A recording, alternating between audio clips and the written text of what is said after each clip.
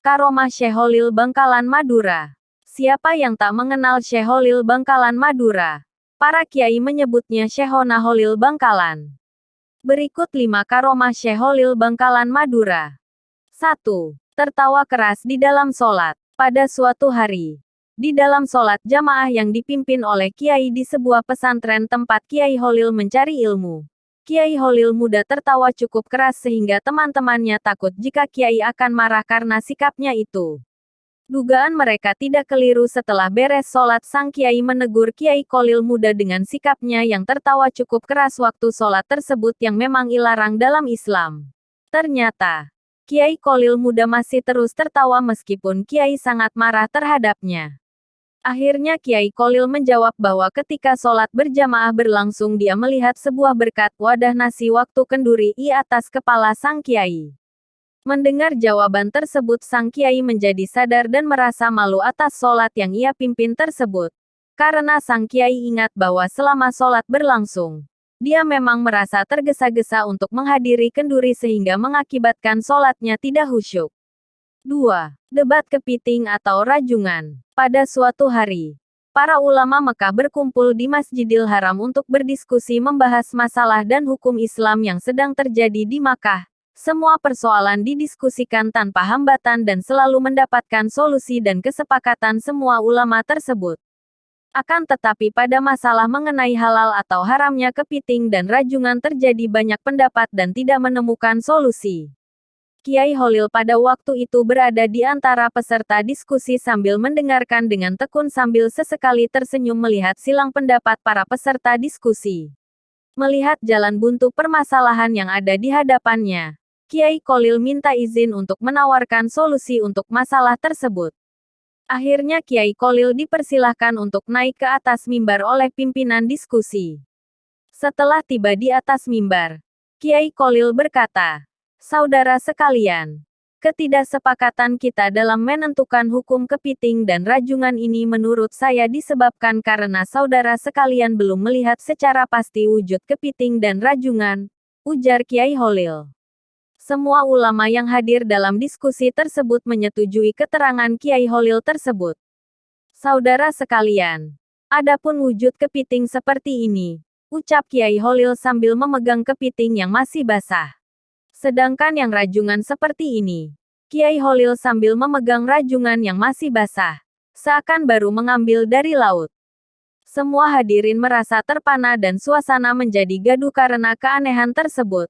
Mereka hanya bisa merasa heran dan bingung dari mana sang Kiai Holil mendapatkan kepiting dan rajungan dengan sekejap saja. Maka setelah kejadian tersebut, masalah halal atau haramnya kepiting dan rajungan telah menemukan solusinya. Sejak kejadian itu, Kiai Holil menjadi ulama yang disegani antara ulama Masjidil Haram. 3. Ke Makkah naik krocok, sejenis daun aren yang dapat mengapung di atas air. Pada suatu sore di pinggir pantai daerah Bangkalan, Kiai Holil hanya ditemani oleh Kiai Syamsul Arifin, salah seorang murid dan sahabatnya. Mereka membicarakan perihal urusan pesantren dan persoalan umat. Tak terasa waktu sudah berlangsung lama dan matahari hampir terbenam. "Kita belum sholat asyar Kiai," kata Kiai Syamsul Arifin. "Astagfirullah," kata Kiai Holil menyadari kehilafannya. "Waktu asyar hampir habis. Kita tidak mungkin sholat secara sempurna Kiai," ucap Kiai Syamsul Arifin. "Kalau begitu, ambil kerocok untuk kita pakai ke Makkah," kata Kiai Holil. Setelah mendapatkan kerocok, mereka menumpanginya di atas kerocok tersebut. Beberapa saat ketika Kiai Holil menatap ke Makkah, tiba-tiba kerocok yang ditumpanginya melesat dengan cepat ke arah Makkah. Sesampainya ke Makkah, azan sholat asyar baru saja dikumandangkan dan mereka mendapatkan saf pertama sholat asyar berjamaah di Masjidil Haram. 4. Mengubah arah kiblat masjid. Pada suatu hari, Kiai Holil sedang melihat masjid yang sedang dibangun oleh menantu beliau yaitu Kiai Muntaha. Ketika melihat ke arah kiblat pada masjid tersebut, Kiai Holil menegur sang menantu yang alim itu untuk membetulkan arah kiblat masjid yang sedang dibangunnya itu. Sebagai orang yang alim, Kiai Muntaha mempunyai alasan dalam menentukan arah kiblat tersebut. Beberapa argumen ditunjukkan kepada Kiai Kolil dalam penentuan arah kiblat tersebut. Melihat menantunya tidak ada tanda-tanda untuk mendengar nasihatnya, Kiai Kolil tersenyum sambil berjalan ke arah tempat pengimaman diikuti sang menantu.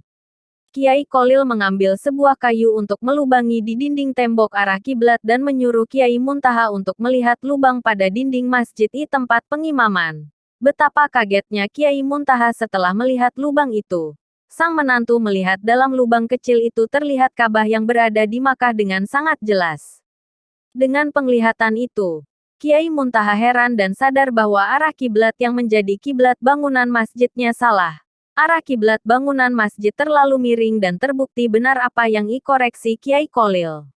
5. Membelah diri. Kesaktian lain dari Kiai Haji Holil adalah kemampuannya membelah diri. Dia bisa berada di beberapa tempat dalam waktu bersamaan. Pernah ada peristiwa aneh saat beliau mengajar di pesantren. Saat berceramah, Kiai Haji Holil melakukan sesuatu yang tak terpantau mata. Tiba-tiba baju dan sarung beliau basah kuyup. Cerita Kiai Haji Gozi. Para santri heran. Sedangkan beliau sendiri cuek. Tak mau menceritakan apa-apa. Langsung ngeloyor masuk rumah. Ganti baju. Teka-teki itu baru terjawab setengah bulan kemudian. Ada seorang nelayan sowan ke Kiai Haji Holil. Dia mengucapkan terima kasih. Karena saat perahunya pecah di tengah laut, langsung ditolong Kiai Haji Holil. Kedatangan nelayan itu membuka tabir. Ternyata saat memberi pengajian, Kiai Haji Holil dapat pesan agar segera ke pantai untuk menyelamatkan nelayan yang perahunya pecah. Dengan karomah yang dimiliki, dalam sekejap beliau bisa sampai laut dan membantu si nelayan itu. Papar Kiai Haji Gozi yang kini tinggal di Wedomartani Ngemplak Sleman ini. Itulah di antara karomah Syekh Holil Bangkalan Madura. Dan masih banyak lagi karomah beliau. Semoga kita dapat mengambil hikmah dari peristiwa menakjubkan di atas. Itu semua kehendak Allah SWT. Semoga bermanfaat, amin.